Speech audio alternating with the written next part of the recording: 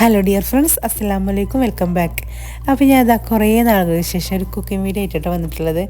അപ്പോൾ ഇതാ നല്ല അടിപൊളി ബീഫ് മസാല ഫ്രൈൻ്റെ റെസിപ്പിയാണ് കേട്ടോ. നമുക്കൊന്ന് ഉണ്ടാക്കി നോക്കിയാലോ. വളരെ സിമ്പിളായിട്ട് തന്നെ ഈ ഒരു ബീഫ് മസാല ഫ്രൈ ഉണ്ടാക്കിയെടുക്കാം കേട്ടോ. അപ്പോൾ അതിന് വേണ്ടി ഇതാ 1 കിലോ ബീഫ് ഇതാ ഒരു മീഡിയം സൈസിൽ കട്ട് ചെയ്തെടുത്തിട്ടുണ്ട്. നന്നായിട്ട് ക്ലീൻ ആക്കിയിട്ട് ഇവിടെ എടുത്തിട്ടുണ്ട് കേട്ടോ. ഇനി നമുക്കിത് കുക്കറിലേക്ക് ഒന്ന് ഇട്ട് കൊടുക്കാം. ഇനി നമുക്കിതാ കുക്കറിലേക്ക് ഇട്ടിട്ട് മസാലപ്പൊടികളൊക്കെ ഒന്ന് ചേർത്ത് കൊടുക്കാം കേട്ടോ. ഇതിലേക്ക് 1/2 ടീസ്പൂൺ മഞ്ഞൾപ്പൊടി ഒന്ന് ചേർത്ത് കൊടുക്കാം. പിന്നെ എന്താ ഒരു ടീസ്പൂണാണ് മുളക് പൊടി ചേർത്ത് കൊടുക്കുന്നത്. പിന്നെ ഇഞ്ചി വെളുത്തുള്ളി ഒന്ന് ചതച്ചെടുത്തതാട്ടോ ചേർത്ത് കൊടുക്കുന്നത്. അത് 2-3 ടീസ്പൂണായിട്ട് ഞാൻ ചേർത്ത് കൊടുത്തിട്ടുണ്ട്.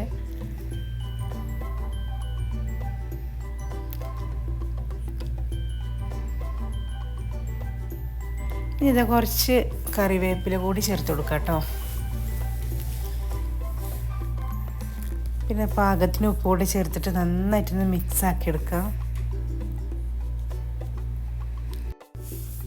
ഇനി ഇതിലേക്കൊരു 1/4 ഗ്ലാസ് വെള്ളം ഒഴിച്ചെടുക്കാം കേട്ടോ. എന്നിട്ട് 4 വിസിൽ വരുന്നത് വരെ നമുക്കൊന്ന് വേവിച്ചെടുക്കണം. അപ്പോൾ ഇതാ ഞാനത് വേവിച്ചെടുത്തിട്ടുണ്ട്. ഇനി നമുക്കിതിലേക്കുള്ളൊരു മസാല റെഡിയാക്കി എടുക്കണം കേട്ടോ. അതിന് വേണ്ടി ഇതാ 4 പച്ചമുളക്, കുറച്ച് ഇഞ്ചി നീളത്തിൽ കട്ട് ചെയ്തെടുത്താൽ കേട്ടോ. അതുപോലെ വെളുത്തുള്ളി നീളത്തിലാണ് ഞാൻ ഇവിടെ കട്ട് ചെയ്തെടുത്തിട്ടുള്ളത്. കുറച്ച് കറിവേപ്പില, ഒരു തക്കാളിയായിട്ട് എടുത്തിട്ടുള്ളത്. അതുപോലെ 3 സവാള എടുത്തിട്ടുണ്ട്. ഇതുപോലെ ഒന്ന് നീളത്തിൽ തന്നെ ഉണ്ട്, അതും കട്ട് ചെയ്തെടുത്തിട്ടുള്ളത്. ഇനി നമുക്കത് നന്നായിട്ടൊന്ന് വഴറ്റിയെടുക്കണം.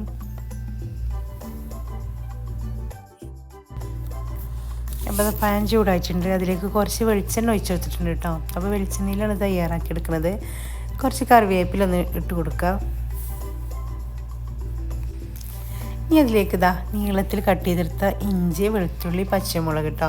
ഇതൊന്ന് ചേർത്തിട്ട് ആ പച്ച ചുവ മാറുന്ന വരെ ഒന്ന് വഴറ്റിയെടുക്കാം കേട്ടോ.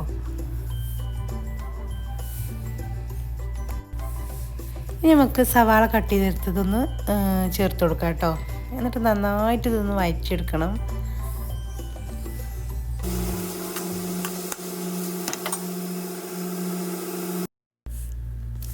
ഇതിലേക്ക് ഒരു 1/4 ടീസ്പൂൺ മഞ്ഞൾപ്പൊടി ചേർത്തിട്ട് നന്നായിട്ടൊന്ന് വഴറ്റിയെടുക്കാം കേട്ടോ.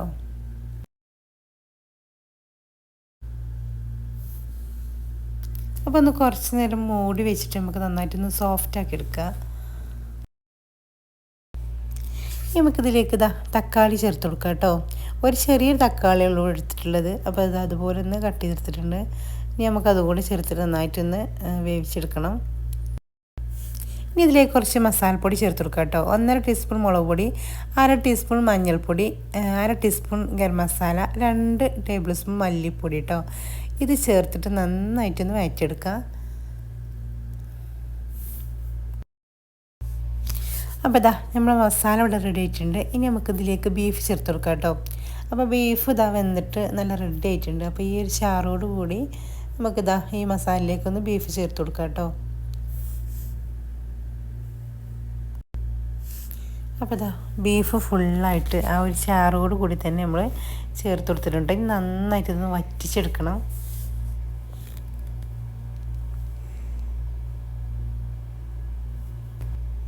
ഇതൊന്ന് സിമ്മിൽ ഇട്ടിട്ട് വേണം കേട്ടോ നമുക്കൊന്ന് വറ്റിച്ചെടുക്കാൻ.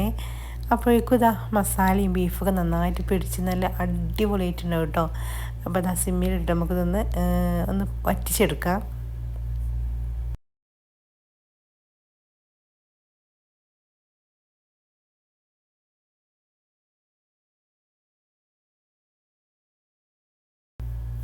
അപ്പോൾ ഇതാ നമ്മളെ ബീഫ് ഇവിടെ റെഡി ആയിട്ട് വന്നിട്ടുണ്ട്. അപ്പോൾ ഇതാ നമ്മളെ ബീഫ് മസാല ഫ്രൈ അടിപൊളിയായിട്ട് തന്നെ കിട്ടിയിട്ടുണ്ട് കേട്ടോ.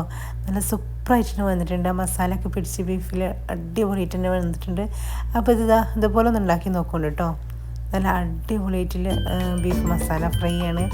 നല്ലൊരു ടേസ്റ്റ് ആയിട്ട് ഇത് ഇങ്ങനെ ഉണ്ടാക്കിയെടുക്കുമ്പോൾ. അപ്പോൾ ഒന്ന് ഉണ്ടാക്കി നോക്കിയിട്ട് പറയണ്ട കേട്ടോ.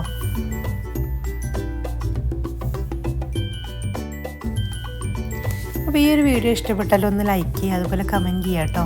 നെക്സ്റ്റ് ഒരു അടിപൊളി വീഡിയോ ആയിട്ട് വരാം. അസ്സലാമു അലൈക്കും, നമസ്കാരം.